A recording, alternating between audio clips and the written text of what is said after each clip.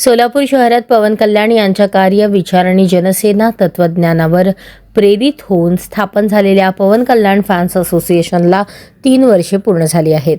सामाजिक उपक्रम, मतदान कार्य, रक्तदान, जनजागृती मोहिमा आणि सांस्कृतिक कार्यक्रमांमुळे शहरात आपली वेगळी ओळख निर्माण केलेल्या या संघटनेची 2025-26 या वर्षासाठीची नवीन पदाधिकारी निवड नुकतीच पार पडली. दत्तनगर दत्त मंदिरा शेजारील गाळा क्रमांक 2 मधील जनसेना संपर्क कार्यालयात बैठक संपन्न झाली.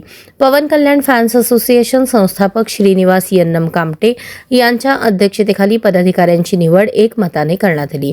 मोठ्या प्रमाणात उपस्थित असलेल्या कार्यकर्त्यांनी संघटनेच्या आगामी कामासाठी उत्साह व्यक्त केला.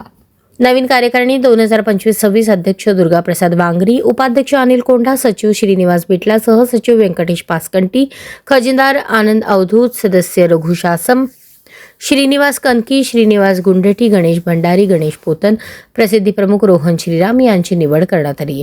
या निवडीनंतर बोलताना संस्थापक श्रीनिवास यन्नम यांनी सांगितले की पवन कल्याण यांच्या आदर्शांवर आधारित सामाजिक कामाला अधिक गती देणे हा नवीन कार्यकारिणीचा मुख्य उद्देश असेल. सोलापूर शहरात युवा पिढीपर्यंत जनसेना विचार पोहोचवण्यासाठी विविध उपक्रम राबवले जातील. नवीन पदाधिकाऱ्यांनी संघटनेच्या माध्यमातून सर्वसमावेशक सामाजिक उपक्रम राबवण्याचे आश्वासन दिले. विशेषतः युवकांसाठी मार्गदर्शन, रक्तदान मोहिमा, पर्यावरण संवर्धन, मदत कार्य, पवन कल्याण यांच्या समाजोपयोगी कार्याचा प्रचार प्रसार अधिक प्रभावीपणे करण्यात येईल असेही त्यांनी नमूद केले.